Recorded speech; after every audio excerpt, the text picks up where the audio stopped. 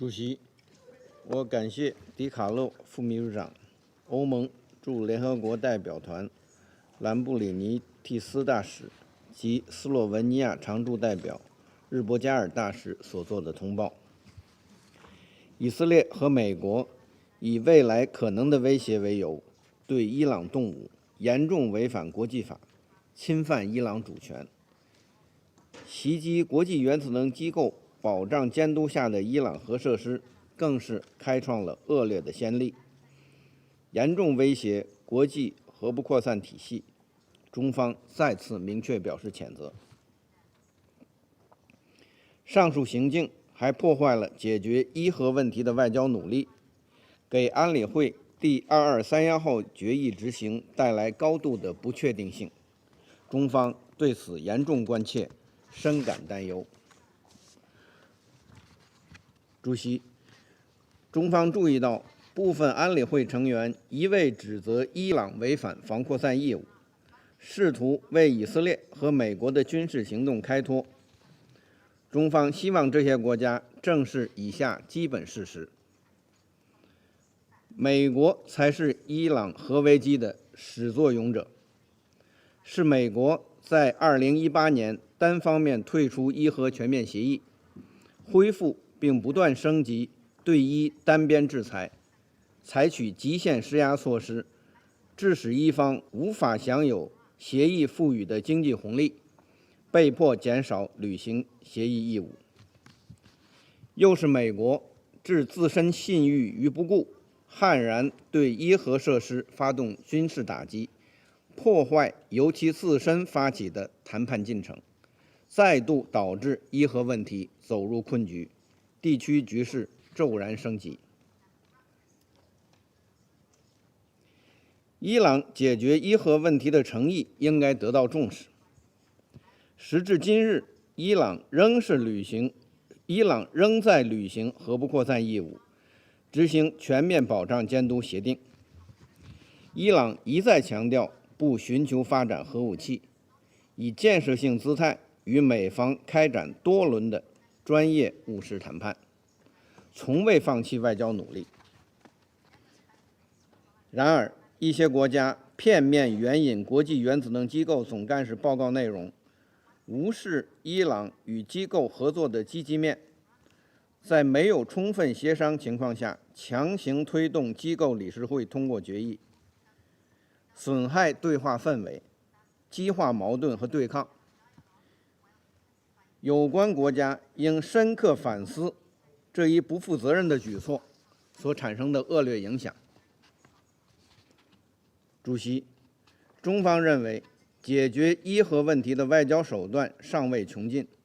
和平解决仍有希望。各方应汲取教训，在平等基础上重启对话，推动伊朗核问题重返政治解决轨道。我强调3点：第一，确保停火止战是当务之急。事实证明，武力不是解决国际争端的正确方式，也解决不了伊核问题。中方注意到当前的局势发展，期待实现真正停火，切实有效落地。有关方面应采取切实措施，防止局势再次升级。国际社会必须为推动局势降温、推动对话谈判做出努力。第二，坚持政治解决是唯一途径。伊核全面协议和安理会第2231号决议确定的核心目标和宗旨，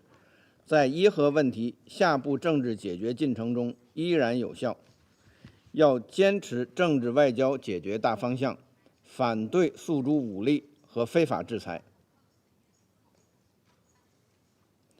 要统筹核不扩散与和平利用核能的目标，伊朗应继续恪守不发展核武器的承诺，各方应充分尊重伊朗作为不扩散核武器条约缔约国享有的和平利用核能的权利。各方应坚持通过平等对话协商解决各自的合理关切。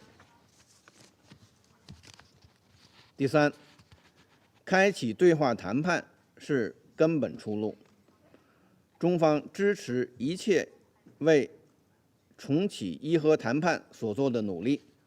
相信这也是安理会绝大多数成员的立场。安理会应发挥建设性作用，协助有关各方建立信任、弥合分歧，为重启谈判创造有利条件。相关国家应摒弃动辄威胁启动快速恢复制裁机制的做法，否则只会加剧紧张对立，甚至进一步破坏外交努力。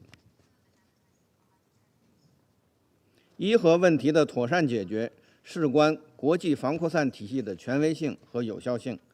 对中东地区和平稳定至关重要。当前地区局势处在关键和紧要时刻，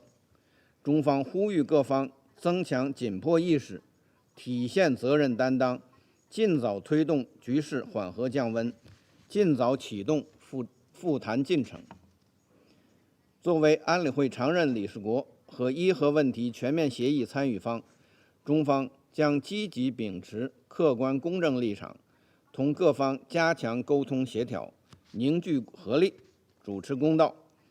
为恢复中东地区和平、推进伊核问题政治解决进程发挥建设性作用。谢谢主席。